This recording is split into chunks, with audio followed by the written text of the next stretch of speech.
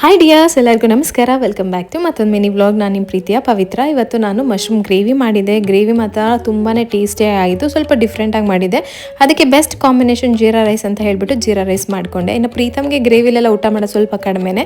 ನಾನು ಊಟ ಮಾಡಿಸಿದ್ರೆ ಮಾಡ್ತೇನೆ. ಅದಕ್ಕೆ ಆ ಜೀರಾ ರೈಸ್ಗೆ ಸ್ವಲ್ಪ ತುಪ್ಪ ಹಾಕಿಬಿಟ್ಟು ಅವ್ನಿಗೆ ಕೊಡ್ತೀನಿ. ಮಕ್ಳಿಗೆ ಅವರೇ ಊಟ ಮಾಡೋದು ಅಂತಂದರೆ ಈಗೇನೋ ಒಂಥರ ಖುಷಿ. ಈ ರೆಸಿಪಿಯನ್ನು ನಾನು ನನ್ನ ರೆಸಿಪಿ ಚಾನಲಲ್ಲಿ ಹಾಕಿರ್ತೀನಿ.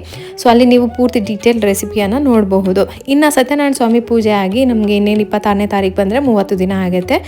ಸತ್ಯನಾರಾಯಣ ಸ್ವಾಮಿ ಪೂಜೆ ಮಾಡಿಸಿದಾಗ 48 ದಿನ ಯಾವುದೇ ರೀತಿಯಾದಂಥ ಮಾಂಸಾಹಾರ ಊಟ ಮಾಡಬಾರ್ದು ಅಥವಾ ಮನೆಯಲ್ಲಿ ಆ ಥರದ್ದೇನೂ ಮಾಡಬಾರ್ದು ಅಂತ ಪರ್ಟಿಕ್ಯುಲರ್ ಆಗಿ 48 ದಿನ ಅಂತಲೇ ಯಾಕೆ ಇಟ್ಟಿರ್ತಾರೆ. ಸೊ ನಿಮಗೇನಾದರೂ ಇದ್ರ ಬಗ್ಗೆ ಆನ್ಸರ್ ಗೊತ್ತಿದ್ರೆ ನನಗೆ ಕಮೆಂಟ್ ಸೆಕ್ಷನಲ್ಲಿ ಹಾಕಿ. ಯಾರಿಗೆ ಗೊತ್ತಿಲ್ಲ ಅವರು ತಿಳ್ಕೊಳ್ತಾರೆ. ಅದರ ಜೊತೆಗೆ ನನ್ನ ಒಂದಿಷ್ಟು ಕನ್ಫ್ಯೂಷನ್ ಕೂಡ ದೂರ ಆಗುತ್ತೆ. ಸೊ ಇದ್ರ ಜೊತೆಗೆ ನನ್ನ ಒಂದು ಶುಂಠಿ ಟೀ, ಚಳಿಗಂತೂ ಶುಂಠಿ ಟೀ ಬೇಕೇ ಬೇಕು ನನಗೆ. ಗಂಟ್ಲೆಲ್ಲ ಒಂಥರ ರಿಲೀಫ್ ಅನಿಸುತ್ತೆ. ಹಾಗಾಗಿ ಕುಡಿತಾ ರಿಲ್ಯಾಕ್ಸ್ ಮಾಡ್ತಾ ಇದ್ದೆ. ಸಿಗ್ತೀನಿ ಇನ್ನೊಂದು ಮಿನಿ ವ್ಲಾಗಲ್ಲಿ.